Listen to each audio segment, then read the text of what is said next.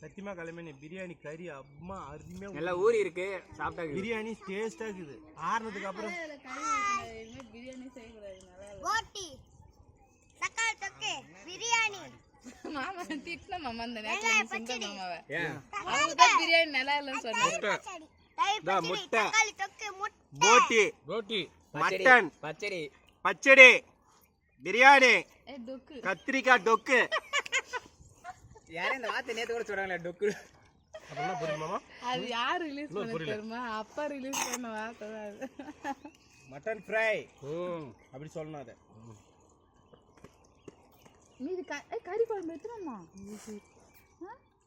அது ரிலீஸ் கொண்டு போய் இல்லை அந்த ஊருக்கு போறல அங்கே கொண்டு போய் சாப்பிட்டுக்கலாம் சித்தப்பா வராதா சுந்தரப்பா அவங்கலாம் கஞ்சி கஞ்சி எடுப்பாங்க பிரியாணி கூட்டாந்து சாப்பிடுவாரு எவ்வளோங்க சாப்பிடுங்க 100 தான் போதும் இல்லை இல்லை இப்போ சாப்பிட முடியுமா இதெல்லாம் மட்டனும் கொண்டு வந்தா இப்போ செட் ஆகாது வேணாம் வீட்டில் கப்பல் எடுத்துன்னு கொடுத்துடலாம் சித்தி சாப்பாடு வச்சுக்கோங்க சாப்பிடுங்க பொண்ணு கவனிக்கணும் என்னம்மா பச்சடி தான் போயின்னு இருக்கு ரைஸ் தொடவே இல்ல ஷேர் பண்ணுங்க கமெண்ட் பண்ணுங்க வா முட்டை அது பச்சடி மட்டுமே சாப்பிட்ற ஒரு சிவா முழுக்கணும் அது பாப்பா ரைஸ் சாப்பிடு பச்சடி வச்ச ரைஸ் சாப்பிடுறியா ஷேர் பண்ணுங்க ஏய் சாப்பிடுறா மணிமா தம்பி நமக்கு வரமா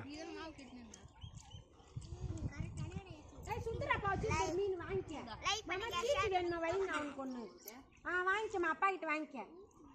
சாப்பிடு ஏய் நல்லா பிடிச்ச கறியா சொல்றது